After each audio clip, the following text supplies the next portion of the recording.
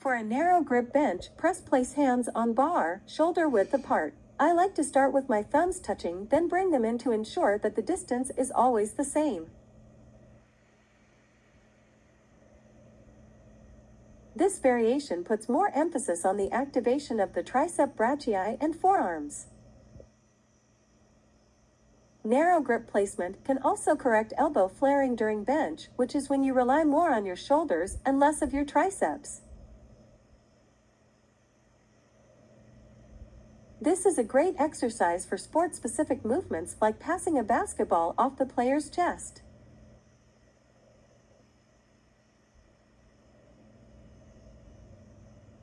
Next up is a high bar back squat.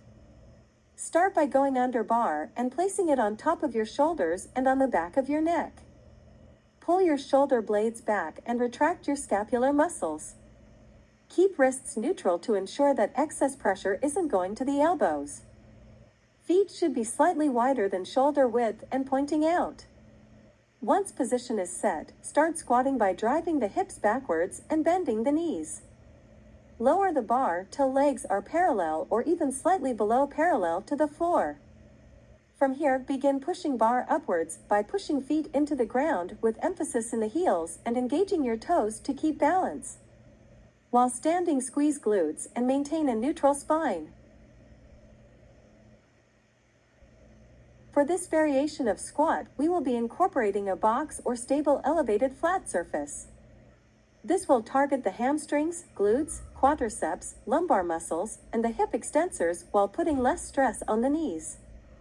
The variation can be useful to athletes that are taller and don't go through a full squat where knees flexion is below or even to parallel with the floor. For example, a basketball player. These individuals never get that low in their sport, but they are constantly in a slight squat awaiting their next move. They also go through this motion when jumping up to block or shoot a basket.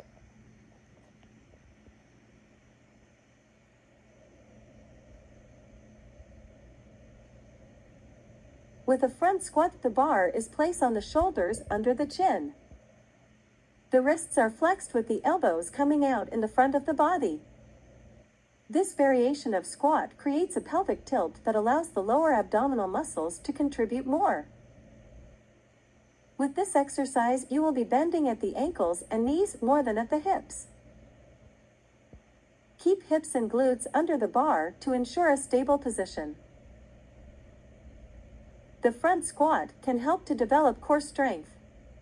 The load being in the front of the body forces individual into an upright position of posture, putting more emphasis on the quads and forces abdominal muscles to be engaged. This exercise is also a great introduction and outlet into Olympic-level lifts.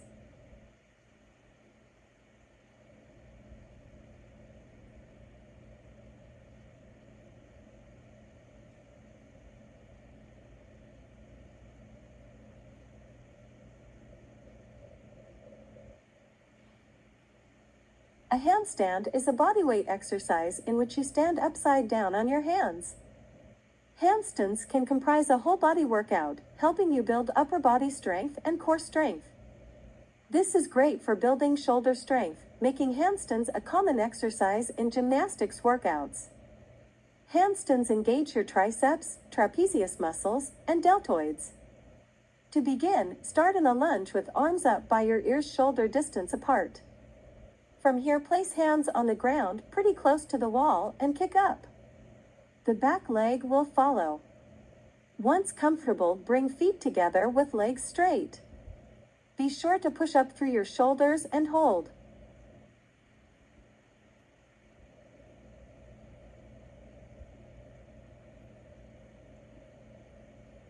In this variation of a handstand, you will be starting by facing away from the way. Place feet on the wall and hands on the ground. From here, walk your feet up the wall while simultaneously walking hands back closer to the wall till you are as far up as you can get or completely up against the wall. This variation forces the athlete to hollow their body and prevents an arch in their back. This is especially useful for beginners or athletes that have a weak core.